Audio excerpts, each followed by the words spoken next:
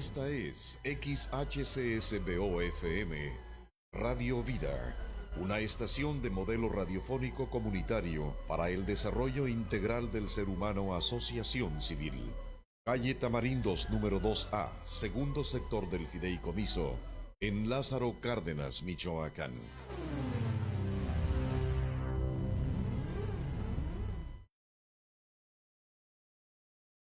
Programa son de exclusiva responsabilidad de quien las emite. Es momento de informarse. Mirada periodística. Mirada periodística. Un noticiero serio, objetivo e independiente. Escuche las noticias más relevantes a través del micrófono más importante de la región. Queda con ustedes, Georgina Gasca. Bienvenidos.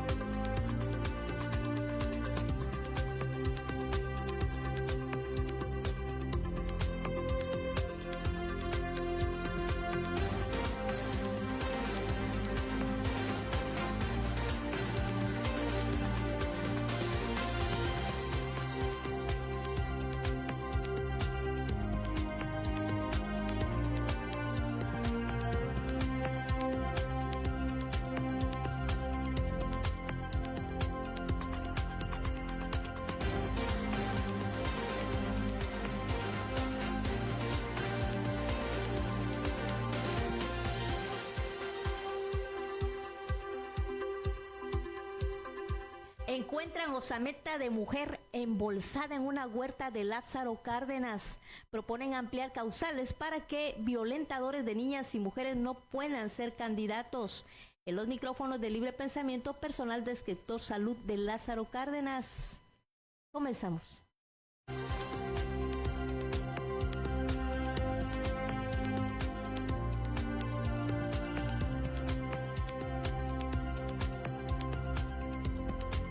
Gracias por sintonizarse con nosotros.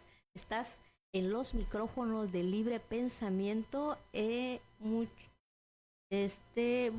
gracias, te repito, por conectarte y por tus comentarios desde las 8 de la mañana. Está un poquito el tráfico, ya saben, al full, pero mañana seguramente no, porque todo mundo ya, los niños ya estarán de vacaciones. Y bueno, empezamos esta noticia con algo tan desagradable, pero al fin del día es noticia, porque ayer encontraron en la colonia Puesta del Sol en bolsas negras restos humanos en estado de descomposición al interior de una huerta de mangos. La osamenta humana correspondía a una persona del sexo femenino mismo que reportaron al 911, donde fueron informados sobre el hallazgo cerca de la pluma de la estación ferroviaria y de la granja denominada Don Pollo. Al sitio se movilizaron oficiales de la Guardia Civil, quienes al revisar el área observaron sobre el terreno y entre algunos árboles el esqueleto con ropa de mujer. Más tarde, un grupo multidisciplinario de la Fiscalía Regional de Justicia se presentó en el sitio para efectuar las diligencias respectivas, y al término de las actuaciones los restos fueron enviados al Servicio Médico Forense para los estudios de ley e iniciaron la correspondiente carpeta de investigación. Ya sabe, todo mundo piensa quién pudiera ser, pero la fiscal de Lázaro Cárdenas pide esperar a las pruebas, obviamente, de ADN para que se pueda corroborar la identidad, porque además el cuerpo estaba ya en un estado de descomposición, entonces es más difícil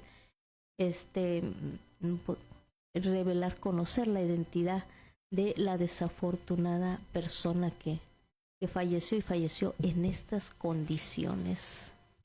Daris, de ahí. Así es, Georgina, muy buenos días al auditorio de la 105.1 FM. Y bien comentas, desafortunada situación en la cual las mujeres hoy se ven, porque es de hacer señalamiento clave y claro.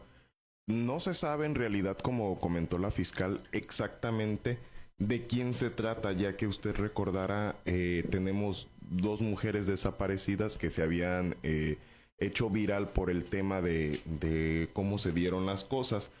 pero al día de ayer se registró una alerta Amber por una chica más también. La alerta Amber Michoacán nos refiere a Zaida Janet, quien también se encontraba desaparecida. Es por eso que se hace un llamado también a los colegas, a los medios de comunicación, para que guarden la mesura y el respeto a los dolientes, a los familiares, a los cercanos de las víctimas que se encuentran en un momento tan difícil. No es sencillo para ellos, así que debemos de invitar a la cordura también social para no generar especulaciones, hasta que la Fiscalía General del Estado, asimismo a través de su titular aquí en Lázaro Cárdenas, nos diga cuál fue el resultado de las pruebas ADN, sabremos de quién se trata. Antes, no. Sería especular. Efectivamente, lo que sí me gustaría recordar, por ejemplo, al alcalde de la ciudad de Lázaro Cárdenas, a Manuel Esquivel, amigo, se te había denunciado en este espacio informativo precisamente sobre el polígono de incidencias que corresponde a esta colonia, principalmente a esta calle. Señalamos como un foco rojo sobre la inseguridad que se vive desde la colonia México hasta lo que es la parte de atrás de la gasolinera La Esmeralda, donde han sido decenas de cuerpos los que en los últimos años se han arrojado en esta vialidad. Hace falta alumbrado público, hace falta mayor patrullaje por parte de seguridad pública, pero sobre todo mano dura para que este tipo de cosas no puedan seguir ocurriendo.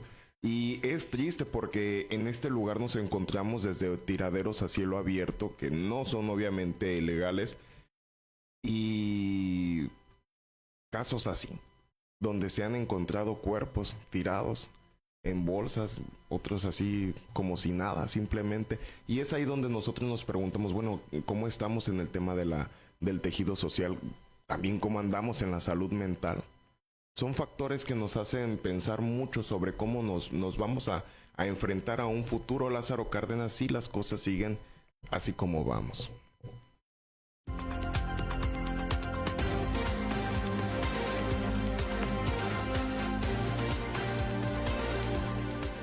Y precisamente así como vamos, bueno, es que también habría que legislar para corregir este tipo de situaciones de violencia. Fíjense que con esta finalidad de que ningún acto justamente de violencia contra niñas y mujeres quede impune en Michoacán, la diputada Adriana Campos Huirache propuso reformar el Código Electoral del Estado para que no puedan ser postulados como aspirantes a cargo de elección popular quienes hayan sido condenados o sancionados mediante resolución o sentencia, quienes hayan violentado a alguna mujer, por lo que planteó incluir más causas en la norma vigente y armonizar la legislación local con la federal. La diputada integrante del grupo parlamentario del Partido Revolucionario Institucional en la legislatura local expuso en esta máxima tribuna la importancia de armonizar nuestra legislación local con lo estipulado en la Constitución de la República en la materia. Por ello, propone incluir los siguientes conceptos en la normativa electoral del Estado de Michoacán, como es la violencia familiar equiparada y la violencia política en cualquiera de sus modalidades y tipos, además de que se cambie el concepto de delitos sexuales por lo de delito contra el normal desarrollo psicosexual y se agrega la idea de la seguridad sexual. Adriana Campos propone que se cambie el tipo de intimidad corporal por el de integridad corporal y se agregue la prohibición para ejercer empleo, cargo o comisión cuando se trate de deudores morosos alimentarios. Si bien en nuestro estado y país se han realizado esfuerzos importantes para combatir la violencia, Adriana Campos dijo que se debe seguir emprendiendo acciones hasta lograr la justicia y un entorno seguro para todas. Destacó que entre estos esfuerzos está que Michoacán logró en el 2022 fortalecer su legislación y se incluyeron diversas causales al fin de impedir que los violentadores de mujeres o de sus hijos accedan a cargos públicos, y también hizo alusión a que el Congreso de la Unión aprobó el año pasado una reforma constitucional por la que se estipula que las personas no podrán ser registradas como candidatas o candidatos a cargo de elección popular o nombradas como funcionarios públicos cuando mediante sentencia firme sean condenados por la comisión de delitos contra la vida y la integridad corporal, contra la libertad y seguridad sexual, el normal desarrollo psicosexual, por violencia familiar equiparada o doméstica, violación a la intimidad sexual o violencia política contra las mujeres en razón de género, en cualquiera de sus modalidades y tipos, o por ser declaradas como deudoras alimentarias morosas. Por lo anterior, reiteró que es necesario que Michoacán armonice su legislación para ampliar las causales por las cuales no podrán ser candidatos quienes cometan violencia contra las niñas y mujeres. Así están las cosas en materia legislativa por el problema que estamos enfrentando de violencia en Michoacán. No quiere decir tanta. Vamos a dejarlo en violencia. Es una legislación muy acertada la cual propone la diputada de este partido tricolor, que a mí me gustaría solamente que le incorporaran un presupuesto directo, exactamente, para que se pueda atender y que esto además genere un mecanismo de atención para mujeres violentadas, así como sus hijos, donde se les busque una vialidad a su vida, donde puedan tener un sustento económico, puedan satisfacer las necesidades básicas de la familia y sobre todo la atención a la familia en cuanto al aspecto psicológico. Me gustaría que solamente eso le agregaran a esta modificación que se hace a la ley.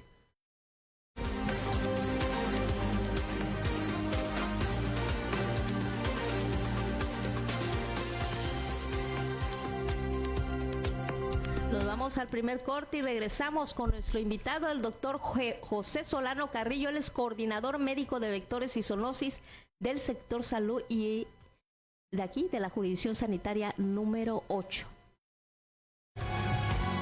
Estás escuchando Mirada Periodística con Georgina Gasca. En un momento regresamos.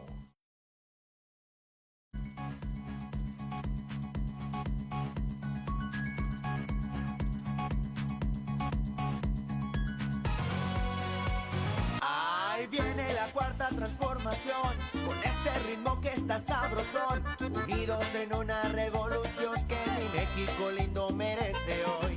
Ay, a la izquierda como el corazón.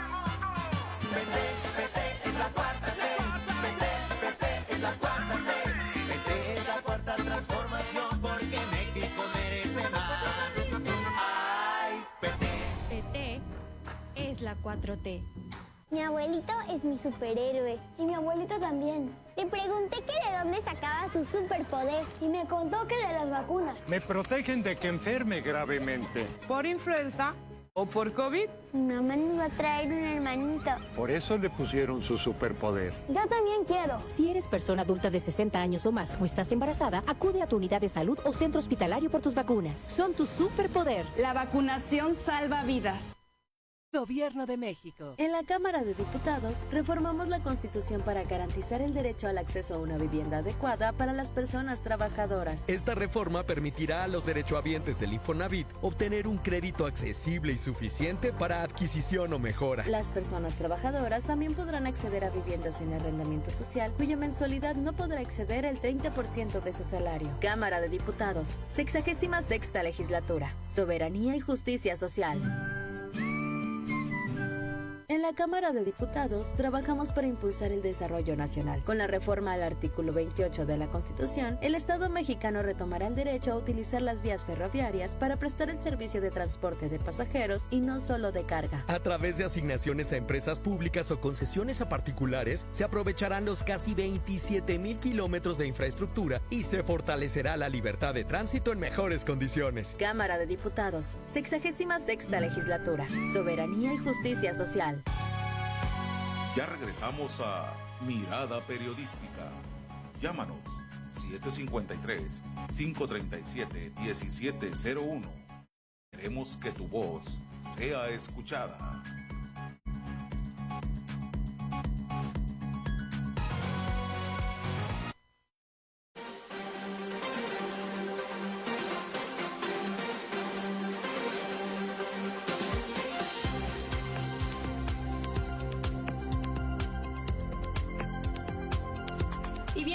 regresamos a la frecuencia 105.1 de FM. Recuerde que nos puedes hablar a cabina al 753-71701 o enviar un mensaje de WhatsApp al 753-100-7754.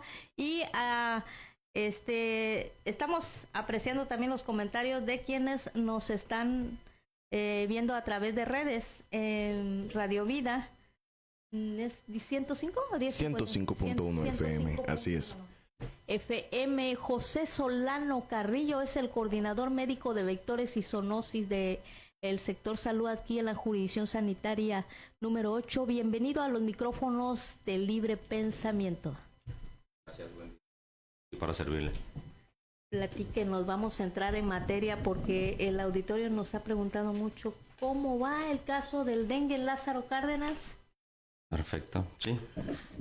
Me gustaría iniciar con un poco de la explicación de lo que es el tema del dengue, la enfermedad. Adelante, y posteriormente le damos todos los números que tenemos hasta el día de hoy. Muy bien, pues vámonos primero con lo que es, ¿cuáles son los síntomas, doctor? ¿Cómo detectar que en casa tengo un paciente con dengue? Así es, sí, los síntomas son específicos, es decir, la mayoría de los pacientes presentan los mismos síntomas, ¿sí? Para empezar, vamos a definir que el dengue es una enfermedad producida por una arbovirosis. Esta es una enfermedad viral. Se transmite a través de la picadura del mosquito hembra de la Aedes aegypti. Es la única forma de que se pueda contagiar una persona con otra de dengue. De ahí tenemos las definiciones operacionales, es decir, tenemos 3 definiciones operacionales de casos. Un caso probable de dengue no grave es toda persona de cualquier edad que resida o proceda en los 14 días previos al inicio de los signos y síntomas de una región donde existe transmisión de la enfermedad, como aquí en Lázaro. ¿Sí? En Lázaro tenemos todos los datos para que podamos tener el dengue. Y esta persona pueda presentar fiebre con 2 o más de los siguientes síntomas. Puede ser náuseas, vómitos, exantemas, mialgias, artralgia, que quiere decir dolor articular o dolor de los huesos, de los músculos, dolor de cabeza, dolor en el ojo, en los ojos, atrás de los ojos, y pueden presentar petequias o manchas rojas en la piel. Eso también puede ser signos de una paciente o de un paciente que presente dengue no grave. ¿Cuál es el caso de dengue con signos de alarma? Se refiere a estos pacientes, todo caso probable que presenta uno o más de los siguientes signos de alarma.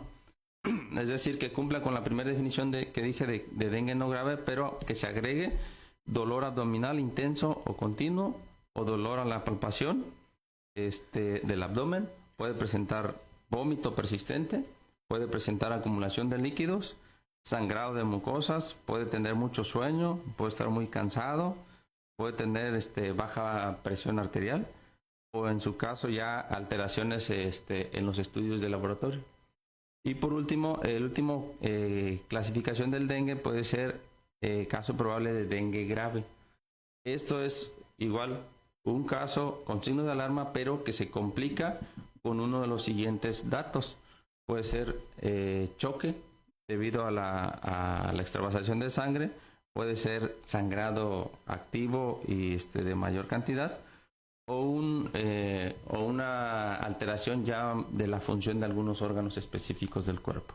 Entonces, estos son los diagnósticos que podemos poner nosotros los médicos cuando detectamos o sospechamos de un paciente con dengue. Ahora, para tener un poquito más la explicación de la enfermedad como tal, el dengue se divide en 3 fases. Tenemos la fase febril, tenemos la fase crítica y por último la fase de recuperación.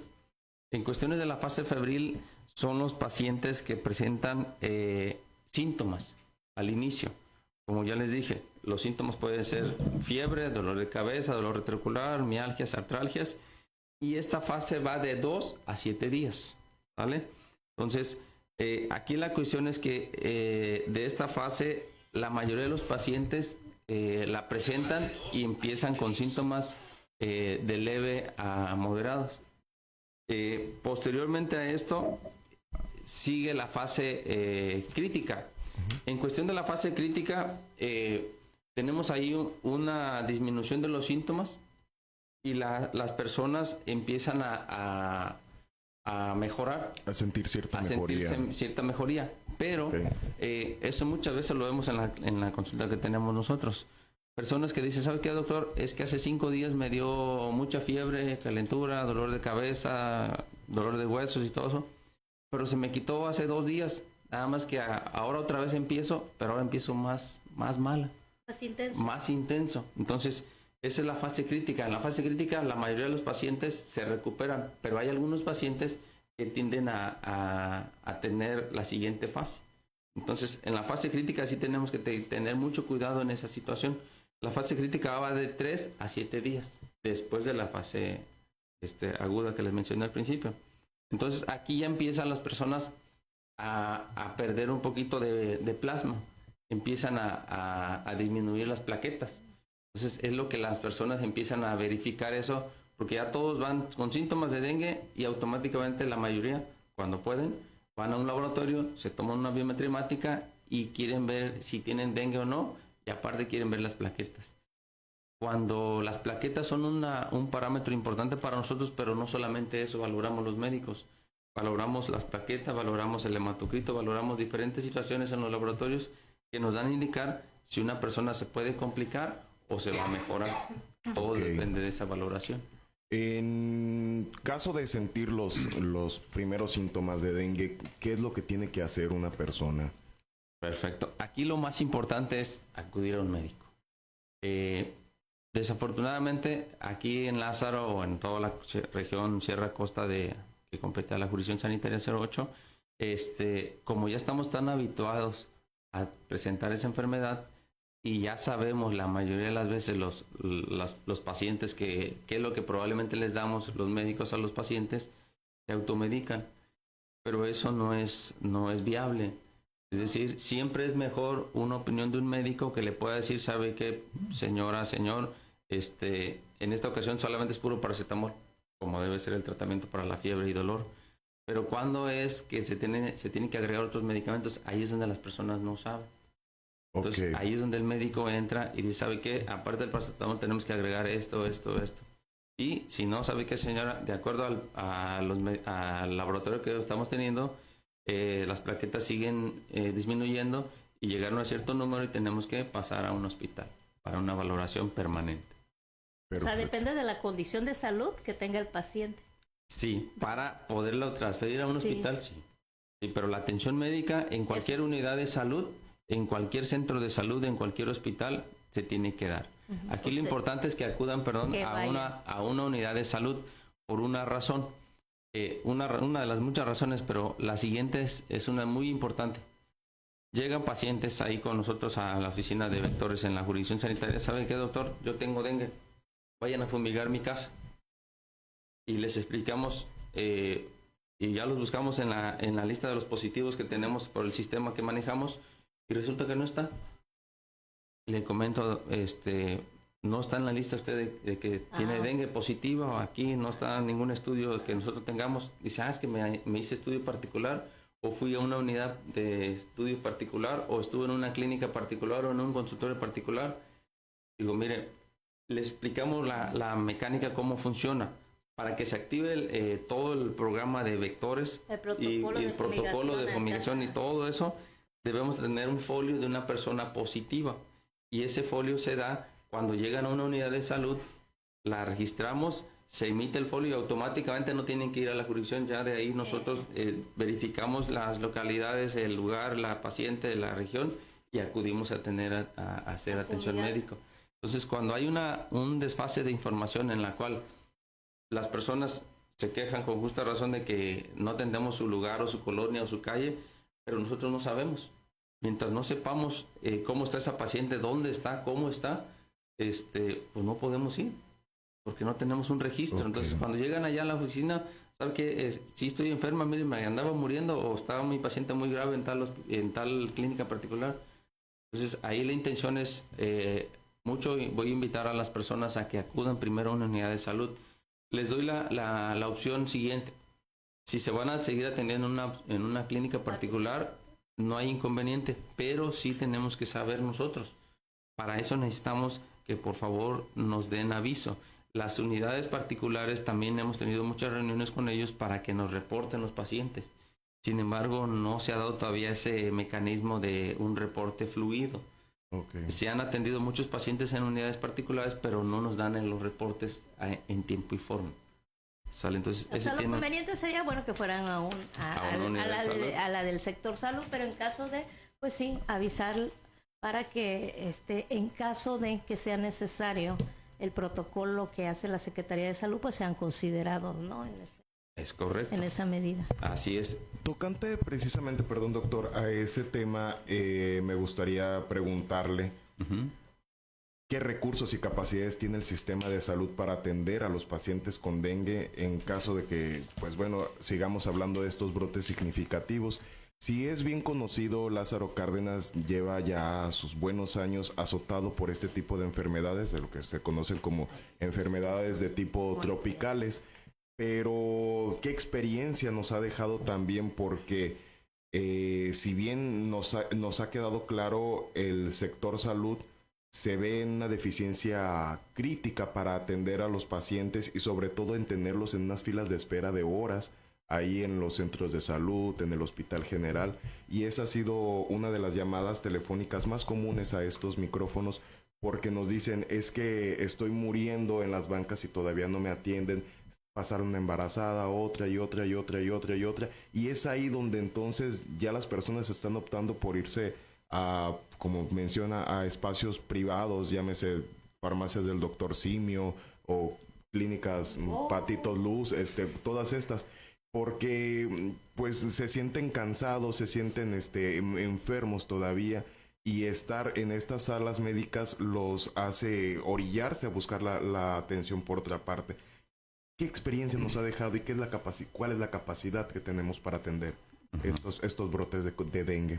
Sí, gracias. Primero, ahí les comento, todas las unidades de salud en este momento tenemos cubierta los horarios establecidos. Todos los horarios están cubiertos para nosotros. Tenemos en total 25 unidades de salud activas en toda la región Sierra Costa, no solamente en Lázaro Cárdenas. Aquí es el municipio que más unidades tenemos, incluidos los hospitales. Hospitales incluidos el General, los del Seguro, la Marina. Tenemos mucha oportunidad de tratamiento, honestamente.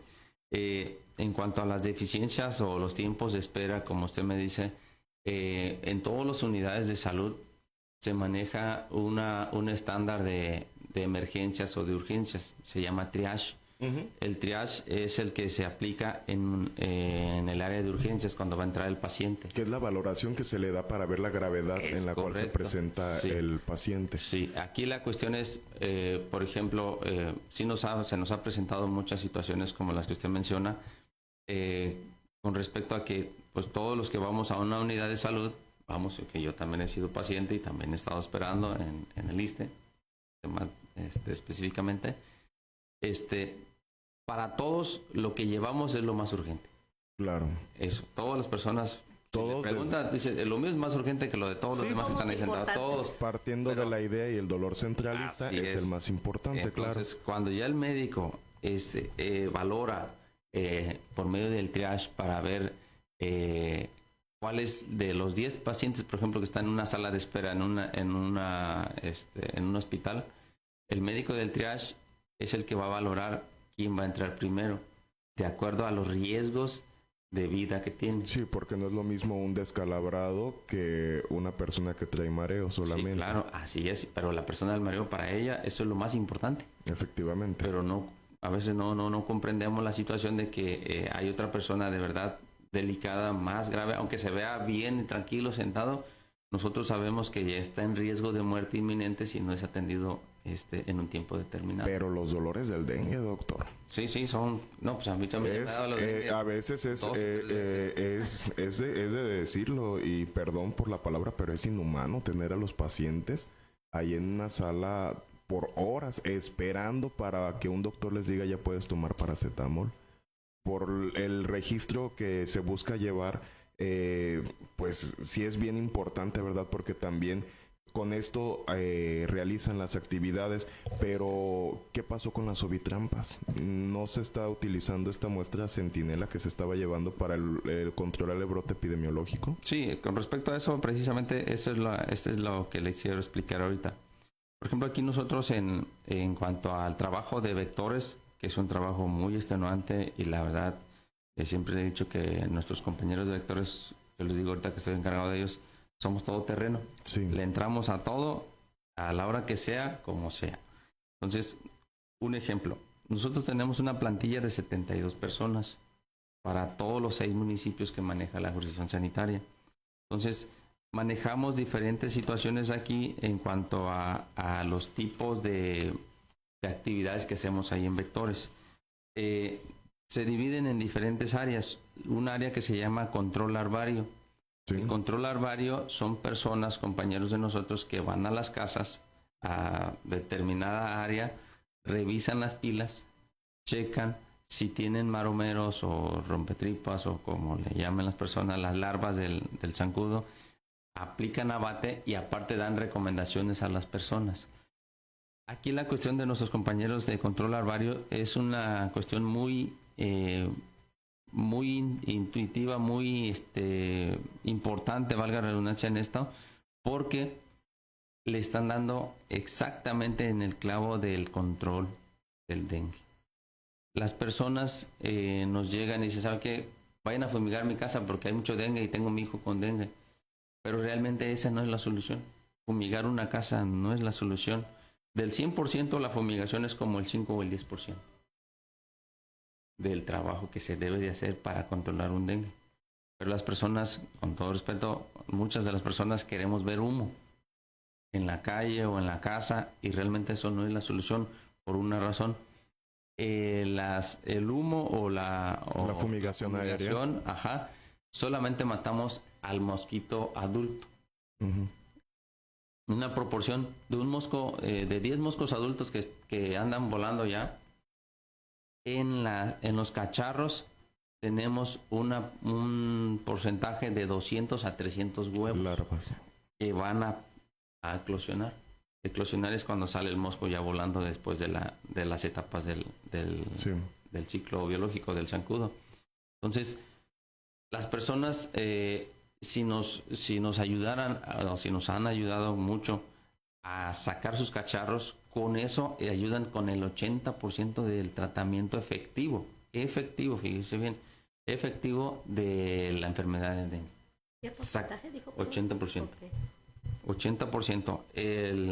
El control larvario, que es la descacharrización y aplicar el abate si es necesario en las pilas, es el 80% del trabajo que se debe de realizar en un control de un brote de dengue. Por eso nosotros ahora en este año hicimos 2 megas operativos. Uno lo hicimos en el mes de julio, que duramos todo julio y una semana y media de agosto. Y el otro lo realizamos en septiembre. En septiembre duramos 2 semanas haciendo la actividad, con una diferencia muy grande entre uno y otro. El primero en julio lo realizamos con personal del sector salud prácticamente, y el personal del ayuntamiento nos apoyó como con 10 personas por día. Duramos un mes, una semana y media en descacharrizar todo Lázaro Cárdenas. Después los casos fueron otra vez hacia arriba en agosto, y en septiembre ya teníamos los casos más altos de todo el año. Entonces se volvió a plantear otra mega descacharrización y más actividad del Departamento de Vectores y de toda la jurisdicción sanitaria, y logramos en esta ocasión el apoyo masivo de la presidencia municipal. En esta ocasión ya la presidencia nos apoyó con 125 personas en hacer la descacharrización, lo que tradujo en una actividad muy importante y abarcamos más casas con menos tiempo. El trabajo se hizo en 2 semanas. Lo que hicimos nosotros en 5 semanas, lo hicimos en 2 semanas. Completo, volvimos a barrer otra vez Lázaro Cárdenas. ¿En qué partes de Lázaro Cárdenas se llevó la descacharrización? Todo Lázaro Cárdenas completo. En mi casa no pasó, doctor. En su casa probablemente no, tal vez estaba trabajando, en algún lugar estaba, pero todas las casas de toda el área de Lázaro Cárdenas, las colonias, sí pasamos. Okay. Y esa pregunta me la hacen siempre. Sí. Es que en mi casa no pasó. Bueno, pero sí supo que anduvimos. Ah, sí, en la del vecino, la de mi mamá sí pasaron, pero en la mía no pasaron. Bueno. Entonces les comento a las personas, tenemos una situación de horarios que desafortunadamente coincide con el trabajo normal de... Su servidor nada más está 1 hora, que es de 8 a 9 de la mañana aquí. El resto del día estoy en mi casa. Siempre hay gente en mi domicilio y al platicar con los vecinos siempre nos encontramos con este común denominador. Aquí no vimos trabajo de jurisdicción sanitaria y hablo precisamente de la colonia Pie de Casa. Pie de Casa. Ahí fíjese que personalmente yo estuve ahí. Mire, curioso. Yo estuve ahí en todo Pie de Casa. No nos saludamos. En los dos mega operativos nosotros estuvimos trabajando Pie de Casa y en lo particular me tocó trabajar ese Pie de Casa. ¿Y qué pasó entonces? ¿Por qué no hubo resultados para prevenir este brote que hubo de dengue tan fuerte? Porque hubo muchos resultados. Tuvimos muchos vecinos con el tema del dengue, a los cuales los invito a comunicarse a la línea telefónica 753-53-71701 o enviarnos los WhatsApp 753-177-54, porque sí es bien claro, sí es cierto, sí hubo trabajo por parte del Ayuntamiento Municipal, de la jurisdicción sanitaria, pero no lo vemos que se haya dado en cuanto a la disminución de los casos de dengue. Quizás usted trae sus datos, doctor, pero como le decimos, todo lo que es de acá del sector privado es un mar de consultorios que les triplica la capacidad de operación que tienen ustedes. Si no fuera por ellos, es más, ¿cómo nos hubiera ido con la pandemia del COVID? Pues ese es otro tema. Pero no nos quedó la experiencia, doctor. Sí, pero aquí la cuestión también necesitamos la ayuda de las personas. Si de verdad el trabajo de campo respecto al dengue, les soy honesto, así muy, muy honesto. Es muy frustrante que llegamos a un domicilio. Me dice, pásale a que limpies mi casa. Llévate mis cacharros. Para empezar es su casa. Claro. Es su responsabilidad. Yo no puedo permitir bastante. Sí, claro. Bastantes personas. Pásale para que llegues a mi casa y limpies mi casa para que te lleve los cacharros. Y yo, en este momento, hemos cambiado la temática y nosotros invitamos. Nosotros lo que ayudamos es a descacharizar calles. Sí. Pero domicilios internos, yo me imaginé que era en la vía pública. Sí, exacto, ¿verdad? No. Hay que reconocer que en la vía pública está así es. Nosotros vamos a los donde hay cacharros en las calles, en los lotes baldíos, pero da mucha pena, no sé, tristeza, ver cómo las personas están esperando a que llegue el sector salud a que con todo respeto, le limpien sus casas. Sí. Hay que reconocer algo, no son todos, afortunadamente es la minoría, pero sí hay casos así de que hasta nos dicen, ¿sabes qué? Pásale, y apúrate porque ya me tengo que ir a tal lugar. Entonces, no es eso. Entonces, si nos ayudamos entre todos, créame lo que vamos a solucionar muchos de los problemas que tenemos. Con respecto a lo que comentaba, que las ovitrampas y todo eso, nosotros, como les decía ya para terminar cómo funciona el tratamiento acá del sector salud, vamos con el control larvario, aplicamos nebulización, pero para eso necesitamos verificar cómo están saliendo los pacientes, cómo están evolucionando los pacientes. Se hace una encuesta de verificación, se hace rociado intradomiciliario. Nebulización y termonebulización, eso es los que ustedes ven en las calles. Hay otro rociado intradomiciliario para los casos de pacientes positivos con signos de alarma. Y a su vez, nosotros debemos de valorar dónde vamos a ingresar, en qué colonia, en qué área, de acuerdo a lo que decía, las ovitrampas. Conjuntamos ovitrampas, conjuntamos casos probables y conjuntamos signos de alarma, y en ese lugar vamos a iniciar el trabajo. ¿Qué pasaba ahora en este brote fuerte que tuvimos de dengue? Nos llamaba, no sé, ¿sabe qué? Tengo mi hijo de dengue en el Cerrito, pongamos. Pero ovitrampas positivas, muchos probables y casos con signos de alarma, no sé, en lotes y servicio, nosotros nos vamos a ir a lotes y servicios. Sí. Por las indicaciones, por los casos, por todos los conglomerados. Y es ahí donde a veces sí tuvimos algunas situaciones con los pacientes o familiares que iban con nosotros y se molestaban. Sí. Honestamente se molestaban porque no lo seguíamos a su casa que atendiéramos su domicilio, un domicilio particular. Entonces lo que le decíamos nosotros, vamos a ir conforme vamos avanzando las áreas de riesgo.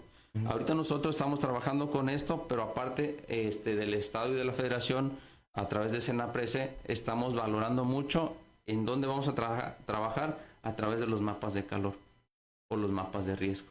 Entonces, eso nos identifica qué área, qué zona, qué colonia y sobre todo qué manzanas vamos a trabajar de acuerdo a los factores que le estoy mencionando. La termonebulización, los casos probables, las ovitrampas y los casos que, por ejemplo, están hospitalizados. Okay. Entonces, tenemos que tomar varios aristas, varios puntos de vista para localizar y empezar en un lugar, porque no podemos, como dijo hace rato, tiene razón en eso, no tenemos el personal suficiente para atender a 100 casos al día, es ilógico, no vamos a poder, pero sí podemos atender una colonia o una calle, 2, 3 calles o un área específica donde hay más casos, donde hay más riesgos. Para mitigar solamente. Que desafortunadamente las personas todos quieren que acudamos a sus domicilios, pero tenemos que tener algo así como el triage que aplican en un hospital, nosotros acá tenemos que ver dónde vamos a impactar más para poder ayudar más a disminuir los números. Tenemos un audio de WhatsApp, si le pudiéramos dar de una vez paso. WhatsApp nos llega a la línea 753-177-54. Recuerde que están abiertos a su disposición. Buenos días, Arisbey. Quiero preguntarte por qué dejaron de fumigar en la colonia Vista Industrial. Una colonia vecina, de hecho, precisamente de pie de casa. Sí. En lo personal, de ahora en este mes, hemos disminuido la cantidad de fumigación porque la cantidad de pacientes que tenemos registrados ahora también ha bajado. Le paso los datos para que tengamos los mismos los mismos datos todos de acuerdo a lo que les he comentado. Por ejemplo,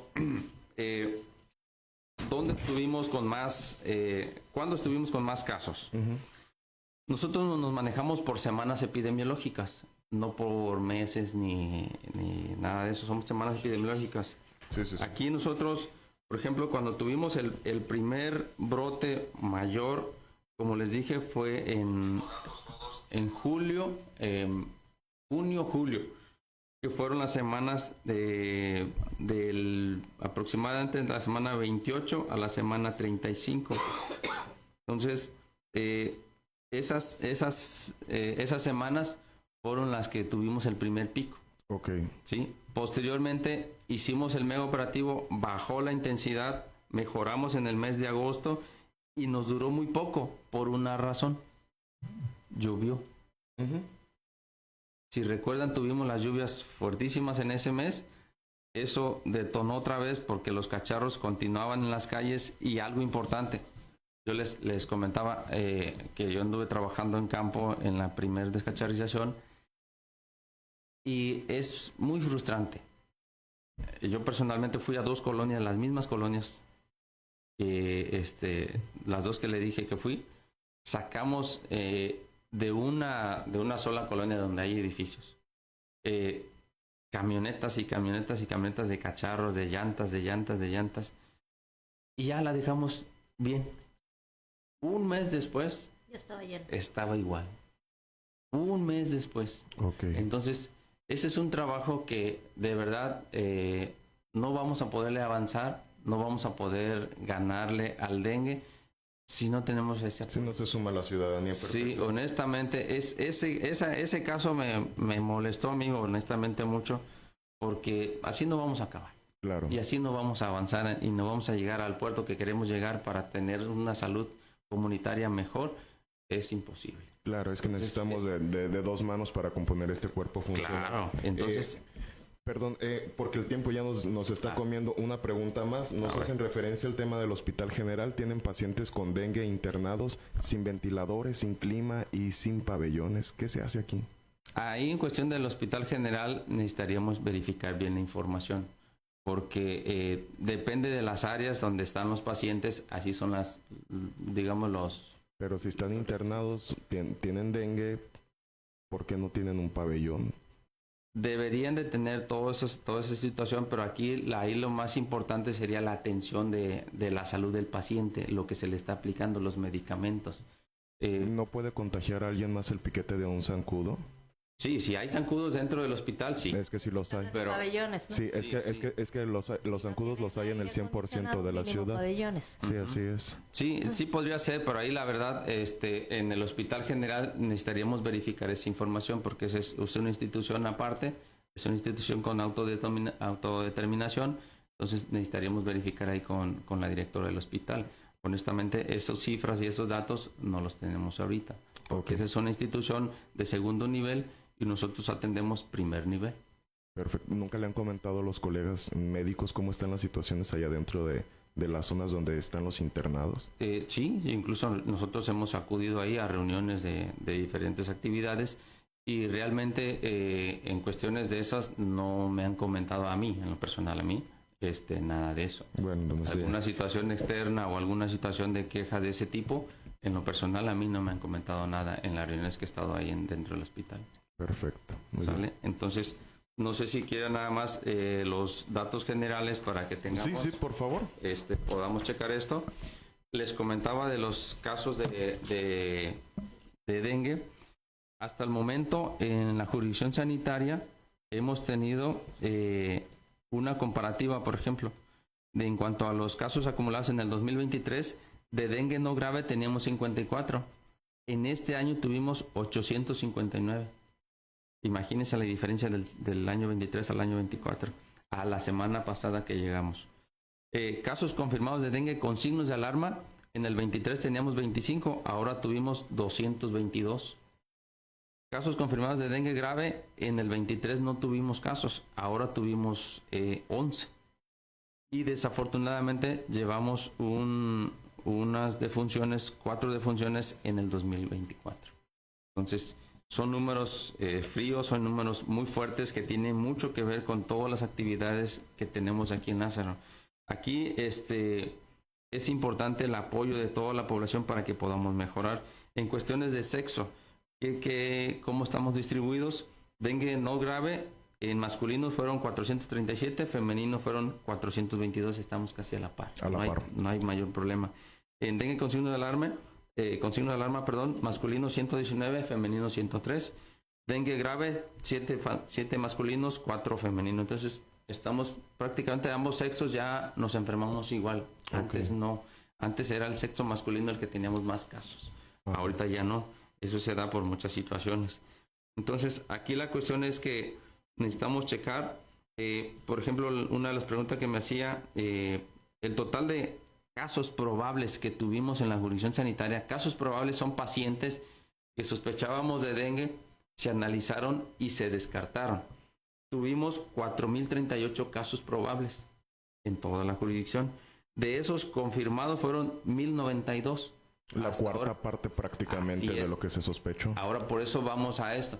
Muchas veces los pacientes dicen, yo tengo dengue. Se hacen estudios y no era dengue. Le dan los mismos síntomas de dengue, pero no fue dengue. ¿Qué fue? Hay diferentes patologías que pueden significar igual que el dengue. Y aquí estamos en un lugar tropical, en un lugar costero. Las enfermedades de ese tipo son idénticas. ¿Sale? De los hospitalizados que me decía, hasta la semana pasada llevamos 488 hospitalizados. 488 hospitalizados. ¿Sale? Okay. Aquí en toda la jurisdicción sanitaria, no solamente aquí. Sino que es el hospital de Maruata, que es la Unión Guerrero. La Unión Guerrero ya no entra. No, nosotros tenemos a nuestro cargo 6 municipios. Tenemos Lázaro Cárdenas, Arteaga, Tumbiscatío, Chinicuila, Coahuayana y Aquila. Ok, muchas gracias. Esos son los 6 municipios que tenemos. La Sierra Costa Michoacán en realidad. Es correcto, así es. Entonces, aquí hay algo importante. ¿Por qué se dio también el alza tan drástico en los casos? Porque llegó un nuevo tipo de virus. Nosotros teníamos aquí el virus tipo 2, el dengue de virus tipo 2, pero nos llega el dengue de virus tipo 3 al final del 2023, perdón, y una vez que llegue ese tipo de virus, desplaza al segundo. Entonces, por eso los pacientes que llegaban con esa enfermedad que no habían tenido dengue son los que se complicaban. ¿Y cuáles son las personas que se nos complicaban más? Los niños. Niños de edad de secundaria y de edad de la primaria de cuarto, quinto año, a la edad de la secundaria, son los que se empezaron a complicar más por una razón, porque a esos niños no les había dado dengue. Todas las personas adultas, la mayoría, ya nos habían dado dengue anteriormente, años atrás, y cuando nos da dengue ya tenemos cierta respuesta en el organismo para defendernos un poco, aunque sea un dengue tipo 3. Pero en los niños no tenían ninguna defensa para este tipo de virus. Entonces, cuando les llega esto, les ataca mucho. Y el órgano que más daña el dengue, sobre todo el dengue tipo 3, es el hígado. Ok.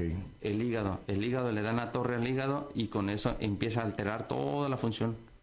Las personas adultas que se complicaron o se tuvieron complicaciones de dengue son personas que tienen comorbilidades, es decir, están enfermas de otras diabetes, tienen problemas, enfermedades crónicas, diabetes, hipertensión, enfermedades del corazón, enfermedades de la circulación, que tengan muchas dislipidemias. Okay. Entonces, ese tipo de enfermedades ayuda a que el dengue se vaya más para arriba. Y esto ya cae en una complicación. Mucho, desafortunadamente. Entonces, esos son los tipos de datos que tenemos en cuenta. Para comentar nada más, los grupos de niños o grupos de personas que tienen más riesgos o que hemos tenido con más casos son los de 10 a 14 años. Es la adolescencia. La adolescencia, curioso. Por esa razón. Cualquiera pensaría que son los niños pequeños y los adultos mayores. Antes era eso, pero ahorita este tipo de virus tiene mucha predilección por los adolescentes. Y ataca más en lo que les digo, en el hígado. Entonces, este grupo de edad son los que más estuvimos en precaución, en cuidados, porque son los que más se podrían estar complicando. Entonces, para resumir los números, acorde aquí que estamos ahorita aquí en Michoacán y aquí en Lázaro Cárdenas, los números de Lázaro Cárdenas son los siguientes. De dengue no grave, casos confirmados, tuvimos 779. Dengue con signo de alarma, 169. Y dengue graves, tuvimos 7. En total, aquí en Lázaro Cárdenas, del 1 de enero hasta la semana pasada, hemos tenido 955 casos confirmados. Eso es lo importante, les digo, de que nos ayuden con la información para que nosotros podamos tener una mayor actividad con la población. Pero sí necesitamos mucho apoyo de la población, que de verdad nos ayuden. El tema central es la descacharrización de los patios. Así es, y el mantener cuidado con el tema de las aguas limpias. Si nos ayudan con eso, créanme lo que es el 80% del tratamiento efectivo. Efectivo, eso es algo importante, efectivo y preventivo. Ajá. Preventivo. Es decir, antes de que mi hijo o mi hija se enferme de dengue, yo tengo que verificar mi entorno. ¿Su entorno? Mi entorno. ¿Dónde tengo? Porque cuando salíamos a hacer la descacharrización le decía, encontramos muchas llantas en las casas, pero no tienen carros. La gente acumulamos llantas. Sí. ¿Por qué? Por X razón. Pero las llantas no las tenemos en un lugar adecuado, cubiertas o algo, ¿no?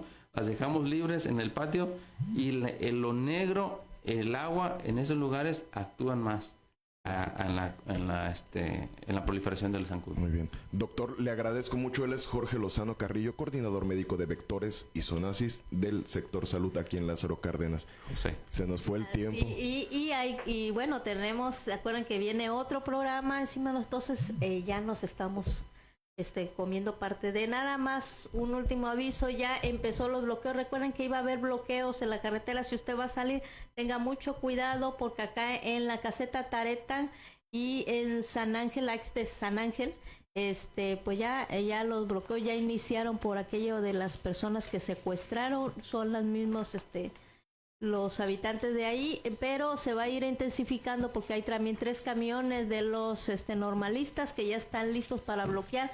El punto más álgido va a ser a las 11 de la mañana, para que usted, si va a salir a carretera, considere esto. El tráfico ya está ahí al full por los bloqueos. Entonces, bueno, es un aviso. Es la caseta Santa Casilda, kilómetro 148, Santa Casilda, a 4 caminos. Ahí está todavía más intenso, no pueden avanzar los vehículos definitivamente. Entonces, para que usted lo considere, y a las 11 se va a poner más crítico, porque incluso va a haber quemas de vehículos. Yo soy Georgina Gasca, muchas gracias, doctor. Muchas gracias, José Lozano Carrillo, Aridaí en controles, Jennifer. Hasta pronto. José Solano Carrillo.